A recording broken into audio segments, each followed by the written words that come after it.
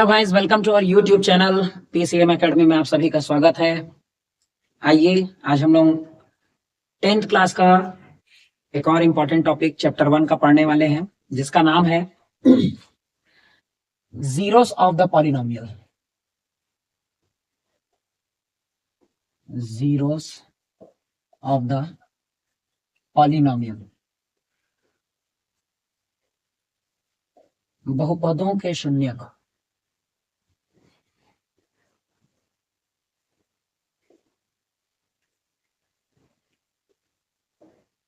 अब देखिए, बहुपद का शून्यक कहने का अर्थ क्या है।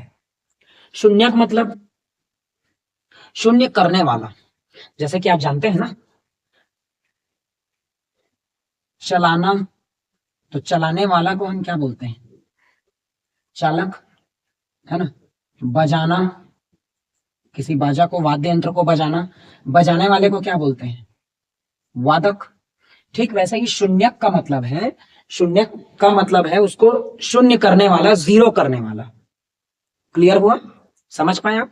तो किसी पॉलिनोमियल को जो जीरो कर दे वही उस पॉलिनोमियल का क्या है? जीरो है। किसी बहुपद को, पूरे बहुपद के मान को जीरो में जो परिवर्तित कर दे वो मान ही क्या है? उसका शून्यक है। मान कहने का मतलब, एक एग्जांपल लेके देखते हैं। जैसे कि मान लीजिए मैंने एक बहुपद लिया x+2, ठीक है। मैंने एक बहुपद ले लिया, पॉलिनोमियल ले लिया x+2। अब मैं x के जगह में ऐसा कौन सा वैल्यू को रिप्लेस करूं जो कि इसका जो वैल्यू है वो क्या हो जाए? जीरो हो जाए। माने कि x को यहां से हटाऊंगा। अब इसके जगह में, ये फिल इन द ब्लैंक्स है, अब इसके जगह में मैं ऐसा कौन सा वैल्यू पुट करूं, कौन सा वैल्यू इंसर्ट करूं जिससे कि ये क्या बना दे? इसको जीरो कर दे, है ना। तो मैंने कर दिया यहां पे -2। मैंने क्या कर दिया? -2। अब आप देखिए, +2 और -2 कैंसल होके क्या रिजल्ट दे देगा? जीरो देगा। जीरो। एग्जैक्टली यही चीज। तो आप शून्यक का अगर अर्थ समझ गए ना, तो आपसे जीरो ऑफ द पॉलिनोमियल कहीं भी, किसी भी एंगल से नहीं छूटने वाला। क्योंकि शून्यक का मतलब क्या होता है? शून्य करने वाला। ऐसा कोई वैल्यू जो उस पॉलिनोमियल को जीरो कर दे, उसको क्या कर दे? जीरो कर दे। अब ये तो छोटा पॉलिनोमियल था, है ना। अब इसको जैसे अगर हमको फाइंड करना है कि सर इसको हम फाइंड कैसे करें, सीधा सा बात है भाई, x+2 है, आपको रफ वर्क में करना है। यहां पे रफ वर्क में आप ये कीजिए कि आप x+2 को ले लीजिए जीरो के इक्वल। क्या आना चाहिए? जीरो आना चाहिए। तो यहां से x का वैल्यू आप 2 को उधर ट्रांसफर कर देंगे तो क्या हो जाएगा? -2। आपको x का वैल्यू मिल गया ना, सीधा सीधा। x का वैल्यू क्या होगा? -2। ये रफ वर्क में आप यहाँ पे तो डायरेक्ट लिखेंगे x का शून्य क्या है? -2 है। x के जगह में हमको क्या रिप्लेस करना पड़ेगा? -2 डालना पड़ेगा, तब कहीं जाके ये हमको क्या आंसर देगा? जीरो देगा। क्लियर हो गया? चलिए, अब ये छोटा पॉलिनोमियल है तब तो ये बन जा रहा है ना। अगर कोई बड़ा पॉलिनोमियल हो, बड़ा पॉलिनोमियल, फॉर एग्जांपल मैं क्वाड्रेटिक पॉलिनोमियल की बात करूं, अगर द्विघाती बहुपद की बात करूं, जैसे कि मैंने लिख दिया, क्या लिख दिया? कोई भी एक बहुपद लिख देते हैं। मैं एक एग्जांपल ले लेता हूं, x² - 8x + 15, है ना। अब इस केस में हमारे पास ये समस्या है कि हम x का कितना ठो वैल्यू इसमें पुट करके देखें भाई। चलो मान लेते हैं 1 को पुट कर दिए। 1 रखेंगे तो 1 का स्क्वायर 1 -8 + 15। 15 और 1 16 में से 8 गया तो 8, जीरो तो नहीं आएगा। तो ऐसे इसको चेक नहीं करना है, रख रख के चेक थोड़ी ना करेंगे। छोटा रहता है तो बन जाता है। तो हम इसको क्या कर लेते हैं? तो इसको फैक्टराइज कर लेते हैं। इसको क्या कर लेते हैं? फैक्टराइज। ठीक है, गुणनखंड कर देते हैं इसका। अब गुणनखंड करने का तरीका हमने पिछले वीडियो में बता रखा है ना। उसमें आपको ऐसे इधर रफ वर्क में आप कर लेंगे। रफ वर्क, इसकी तुलना जब हम एक x² + bx + c से करेंगे तो a का वैल्यू हमको क्या मिल जाएगा? यहाँ पे 1। x² के साथ वाला a होता है, x के साथ वाला कौन होता है? b। तो x के साथ यहाँ पे हमारे पास क्या है? -8। और c जो कांस्टेंट टर्म है, ठीक है। फिर हमने क्या कराया था, a और c का मल्टीप्लाई कराया था, तो a का वैल्यू है 1 और इसका है 15 1 जार 15। अब 15 का गुणनखंडन करेंगे तो 1 गुणित 15, 2 में तो आता नहीं है, 3 गुणित 5, फिर 5 गुणित 3 और 15 गुणित 1, ठीक है। इसमें से किसी एक को हमको सेलेक्ट करना है, एक को चयन करना है जिसको जोड़ने पर या फिर घटाने पर क्या है 8 आ जाए, है ना। बताइए 15 में से एक को जोड़ेंगे तो 16 होगा, 15 में से एक घटाएंगे तो 14 हो जा रहा है, 8 तो नहीं आया, ये हमारे काम का नहीं है। 3 और 5 को ले लें या फिर 5 और 3 को ले लें, है ना, तो वो हमारे काम का है। तो अब हम इसको कैसे लिखेंगे, x square minus 8x plus 15 था, तो इसको हम लिखेंगे 8। 8 में 8 कब आ रहा है, 3 और 5 को जोड़ने पे आ रहा है, और ये हो गया हमारा प्लस 15। अब अगला क्या हो जाएगा, माइनस भी इसको मिलेगा, तो -3 इधर से x मिल गया, ये माइनस और इस प्लस का मल्टीप्लीकेशन माइनस हो गया, 5 का 5 और इधर से x और प्लस 15। जब आप ऐसा कर लें तो आप मिडिल टर्म को एक बार सॉल्व करके देखिएगा कि ये रिजल्ट सही दे रहा है कि नहीं दे रहा है। देखिए -5x और -3x ऐड होके -8x देंगे। चलिए, तो हमारा स्प्लिटिंग बिल्कुल एकदम करेक्ट जा रहा है। आगे बढ़ते हैं, अब कॉमन लेंगे, दो का पेयर बनाएंगे, तो इस पेयर में x कॉमन निकल रहा है, तो x और यहाँ पे क्या बच गया, इसमें x बच गया और इसमें -3 बच गया। इन दोनों में से अगर मैं -5 को कॉमन निकालूं तो यहाँ पे x बचेगा, ये पॉजिटिव है, पॉजिटिव में से एक माइनस निकल गया तो एक माइनस बचेगा, और ये 5 के टेबल में कितने बार में 15 आता है, 3 टाइम्स में। तो ये आपका हो गया x - 3 एक ब्रैकेट में, और एक ब्रैकेट में ये हो जाएगा क्या, x - 5। अब देखिए हमको निकालना था इसका जीरोस, हमको निकालना था इस बहुपद का शून्यक, लेकिन हमने क्या कर दिया, गुणनखंड कर दिया, है ना। तो गुणनखंड हमने इसलिए किया ताकि हमको आसानी पड़े शून्यकों को फाइंड करने में। अब देखो ये छोटा हो गया ना, ये जो पहले बड़ा था वो अब क्या हो गया, छोटा, और यहां से हमको डायरेक्ट पता चल जाएगा। देखो हमको क्या लाना है, 0 लाना है, हमको इसका वैल्यू क्या लाना है, 0 लाना है। तो दो संख्याओं का गुणनखंड 0 कब होगा, ये तभी पॉसिबल है जब या तो फर्स्ट वाला 0 हो या फिर सेकंड वाला 0 हो, है ना। या तो फर्स्ट वाला 0, देखो हम कोई भी दो संख्या में लेता हूं, कोई भी दो संख्या जिसको मल्टीप्लाई कराऊं और 0 आना चाहिए। चलिए मैं यहाँ पे 4 ले लिया, तो इस संख्या को क्या लूं, यहाँ पे इस संख्या को क्या लिया जाए, तो इस संख्या को हमको लेना पड़ेगा क्या, 0, है ना।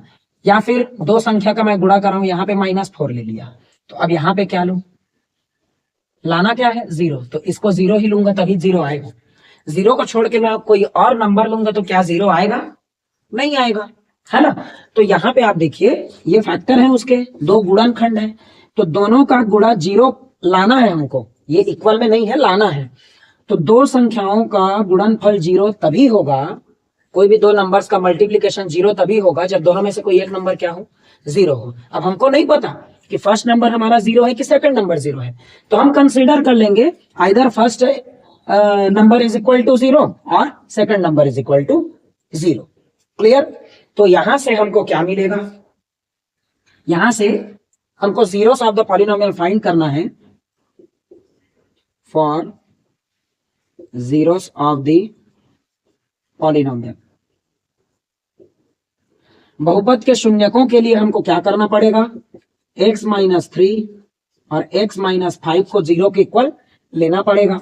अब ये अगर ऐसा है तो या तो फर्स्ट ब्रैकेट वाला 0 के इक्वल होगा या फिर सेकंड ब्रैकेट वाला 0 के इक्वल होगा, है ना। यहां से हमको x का वैल्यू क्या मिल जाएगा, +3, या फिर यहां से x का एक वैल्यू मिल जाएगा +5। तो ये दो नंबर ऐसे हैं जो इस पॉलिनोमियल को क्या कर देंगे, 0 कर देंगे। ये दो नंबर ऐसे हैं जो इस पॉलिनोमियल को क्या कर देंगे, 0 कर देंगे। चलिए चेक करते हैं इसको, है ना। हमने दो वैल्यू निकाला है, कौन कौन सा वैल्यू निकाला है, x = 3। ये इक्वेशन को पहले मैं यहां पे लिखता हूं। अब आप इसमें देखिए x के जगह में मेरे को क्या इंसर्ट करना है, 3। कौन सा वैल्यू पुट करना है, कौन सा मान डालना है x के जगह में, 3 डालते हैं।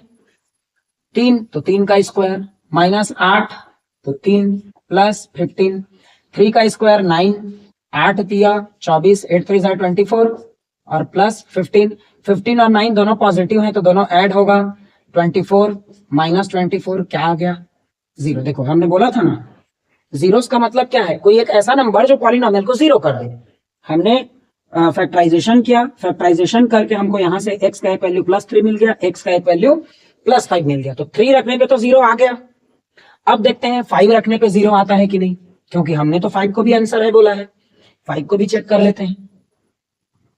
x square minus 8x plus 15, इसमें 5 को पुट करते हैं तो 5 का स्क्वायर 8 इंटू 5 प्लस 15, 5 का स्क्वायर 25, 8 5 40 और ये प्लस 15, 25 और 15 दोनों पॉजिटिव हैं, दोनों प्लस होके 40 हो जाएंगे और माइनस 40 क्या आ गया, 0।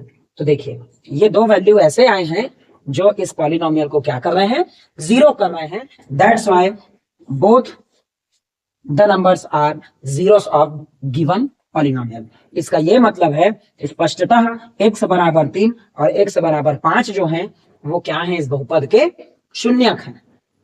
समझ आ गया।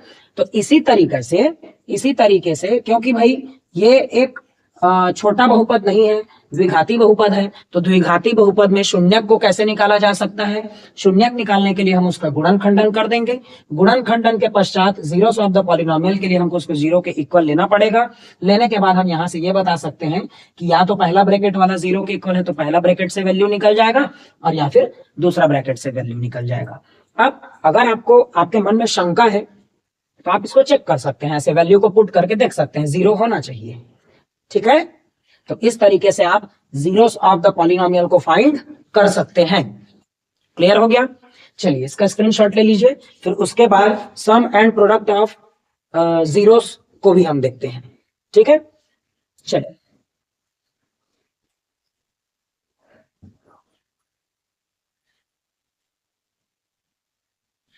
चलिए अब देखते हैं जीरोस ऑफ द पॉलिनोमियल के कुछ प्रॉपर्टीज हैं, है ना, उनके कुछ गुणधर्म हैं।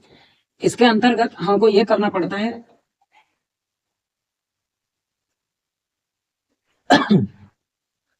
शून्यक से रिलेटेड इसके गुणधर्म क्या हैं, तो 2 ठो गुणधर्म हैं। इसमें एक चीज पढ़ा जाता है बहुपदों नहीं शून्यकों का योगफल।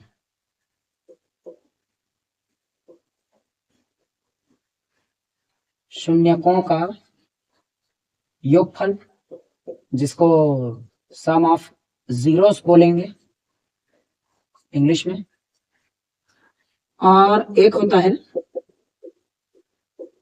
शून्यकों का गुणनफल।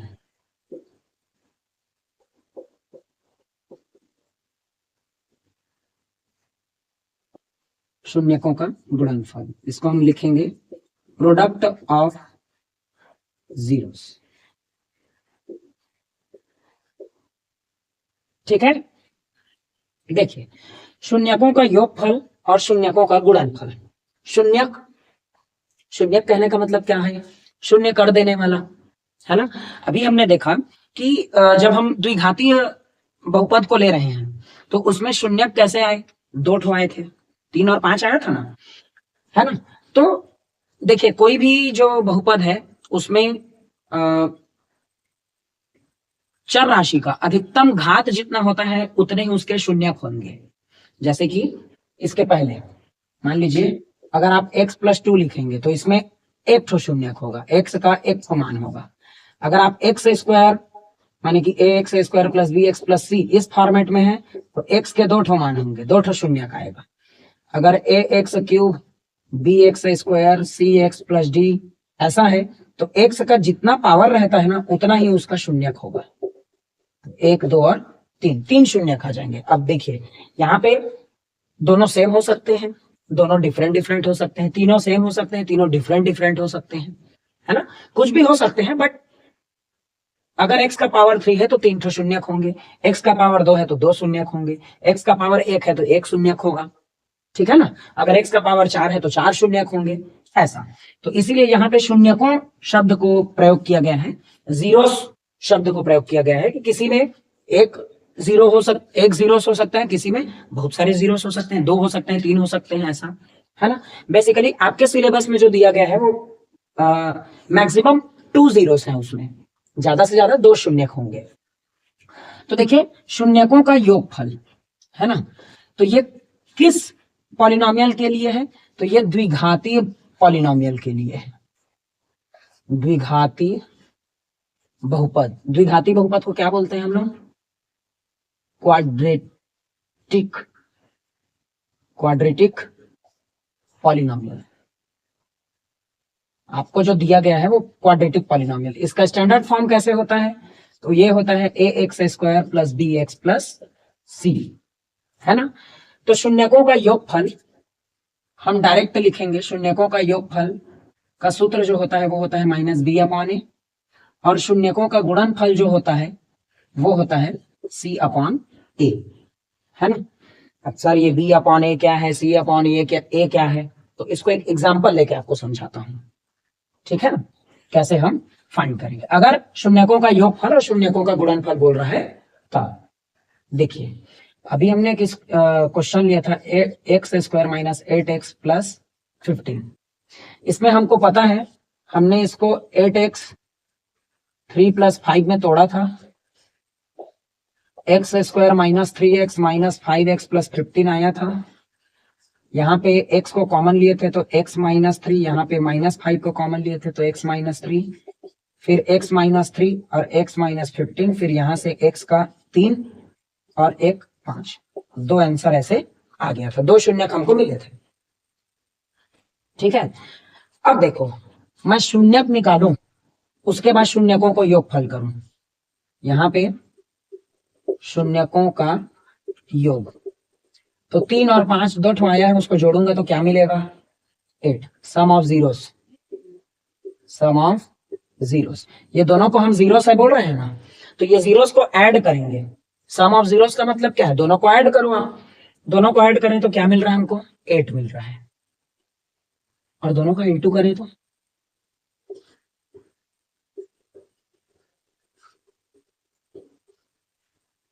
शून्यकों का गुणनफल प्रोडक्ट ऑफ द जीरोस करें तो क्या मिलेगा, इन दोनों का मल्टीप्लाई करें तो 3 × 5 बोले तो 15 मिल रहा है। अब इसको देखिए और इसको देखिए, यहाँ पे मौजूद है पहले से, कहाँ पे मौजूद है, आ गया बात समझ में। तो क्या हम डायरेक्ट यहां से नहीं निकाल सकते हैं, अब देखिए, अब इसको हम इस फॉर्मूले के हेल्प से डायरेक्ट निकालते हैं। देखिए अगर ये क्वेश्चन है तो मैं इसका कंपेयर किससे करूंगा, ax² plus bx plus c, क्यों, क्योंकि मुझे a b c का वैल्यू चाहिए भाई, है ना। तो मैं क्या करूंगा, इसका कंपेयर करूंगा, on comparing the given polynomial, दिए गए बहुपद का तुलना किससे करने पर, ax² plus bx plus c से करने पर। On comparing the given polynomial with ax² plus bx plus c we get, हम पाते हैं a का वैल्यू क्या है 1, b का वैल्यू क्या है -8 एंड c का वैल्यू क्या है +15, ठीक है।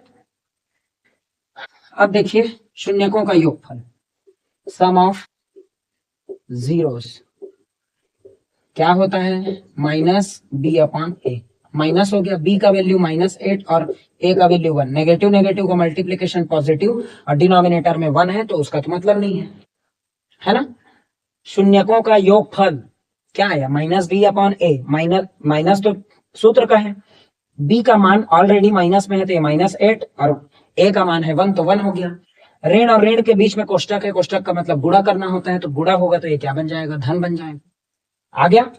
अच्छा 3 और 5 इसके शून्य आए थे, 3 और 5 तो दोनों को जोड़ने पे भी 8 आ रहा था ना, आ रहा है, और product of zeros, product of zeros क्या है c/a, c/a है ना, तो c/a, c का वैल्यू कितना है हमारे पास 15 और a का वैल्यू है 1, तो यहां से क्या आ गया 15, और इन दोनों को मल्टीप्लाई करने पे 15 आ रहा है।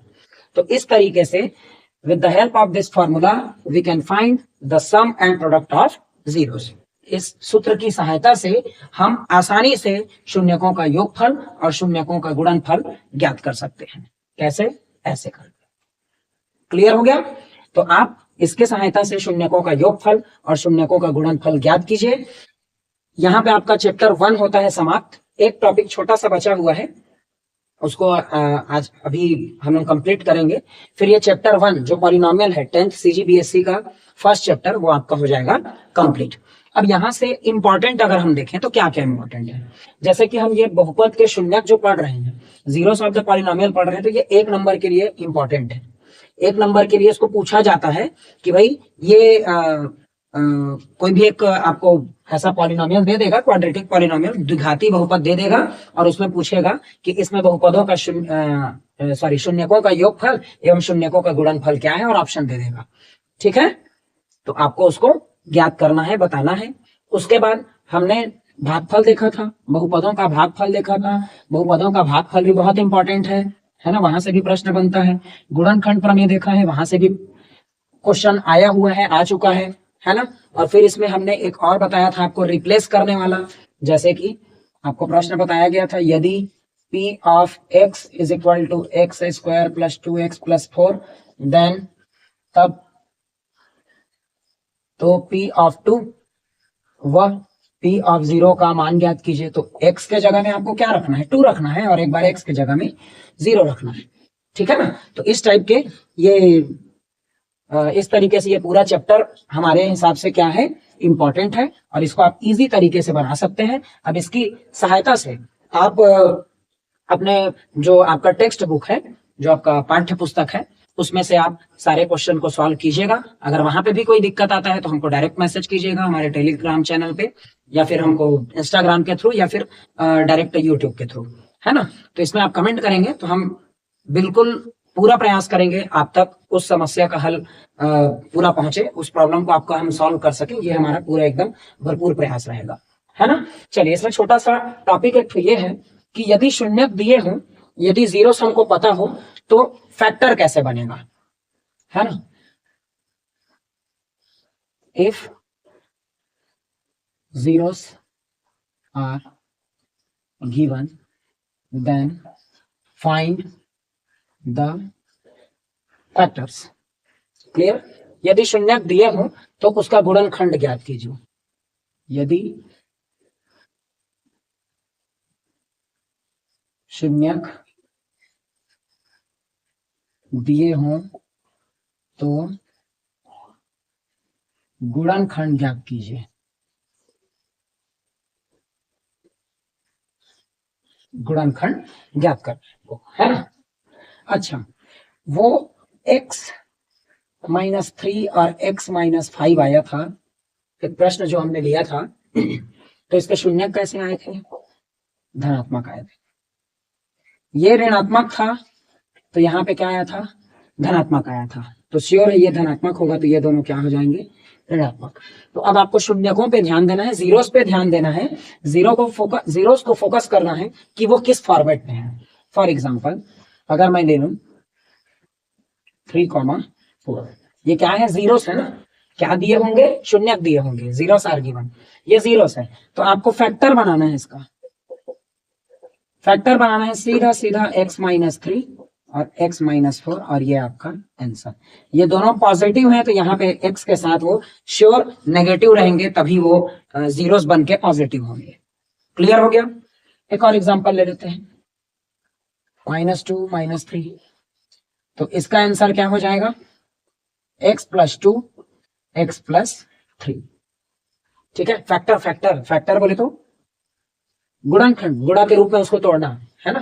तो वो x के साथ इस फॉर्मेट में होंगे अगर ये दोनों ऋणात्मक हैं तो। क्लियर हो गया? एक और एग्जांपल लेते हैं,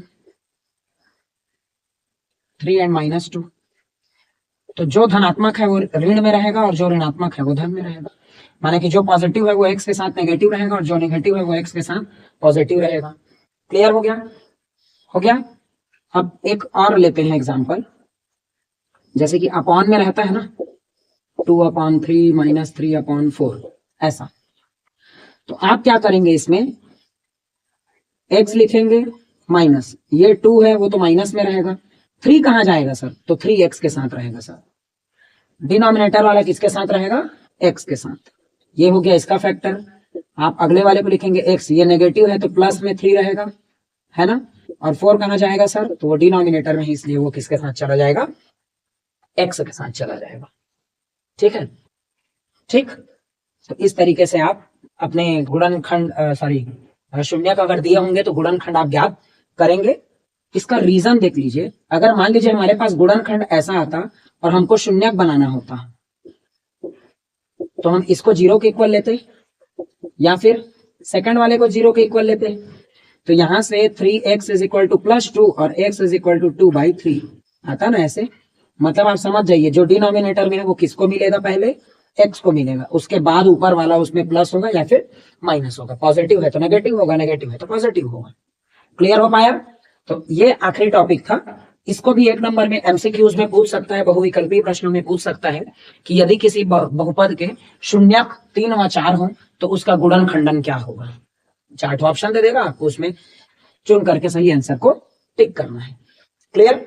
इसका एक ही फंडा है क्या, अगर शून्यक धनात्मक है तो x के साथ ऋण चिन्ह के साथ रहेंगे, अगर ऋणात्मक है तो फिर वो धनात्मक चिन्ह के साथ रहेंगे। एक धनात्मक है एक ऋणात्मक है तो जो, कहने का मतलब जो धनात्मक है वो ऋण चिन्ह के साथ रहेगा और जो ऋणात्मक है वो धन चिन्ह के साथ रहेगा। और ऐसा अगर अपॉन वाला दे दे तो डिनोमिनेटर, जो हर अंश और हर बोलते हैं ना, तो हर वाला जो पद है, तो हर वाला जो पद है वो x के साथ रहेगा और अंश वाला अगर धनात्मक है तो ऋण चिन्ह में रहेगा और ये ऋणात्मक है तो धन चिन्ह में। दोनों धनात्मक है तो दोनों ऋणात्मक हो जाएंगे, दोनों ऋणात्मक है तो दोनों धनात्मक हो जाएंगे। ठीक है। तो ये इस चैप्टर का, इस अध्याय का ये आखिरी टॉपिक था। तो यहाँ पे हमने उसको भी कर दिया है कंप्लीट। ये यहाँ पे आपको एक कंप्लीट पैकेज मिल गया है पॉलिनोमियल का, पॉलिनोमियल जिसको हिंदी में बहुपद बोलते हैं। आप इसको, इसका हर एक वीडियो हमने प्लेलिस्ट बना रखा है, प्लेलिस्ट के माध्यम से आप एक एक वीडियो को बारीकी से देखें तो आपको सीखने में ज्यादा मजा आएगा, है ना। और फिर इसको हल करने में भी आपको बहुत मजा आएगा। और उसके बाद भी अगर कोई समस्या अगर आपको आती है तो आप बेशक हमको मैसेज कर सकते हैं, है ना, मैसेज कर सकते हैं। हम पूरा प्रयास करेंगे आपके जो भी समस्या है, जो भी प्रॉब्लम है उसको सॉल्व करने का। ठीक है, चलिए तो मिलेंगे फिर नेक्स्ट वीडियो में चैप्टर 2 के साथ। चैप्टर 2 होगा हमारा 2 चरों का रैखिक समीकरण, है ना, लीनियर इक्वेशन इन 2 वेरिएबल। तब तक के लिए जय हिंद।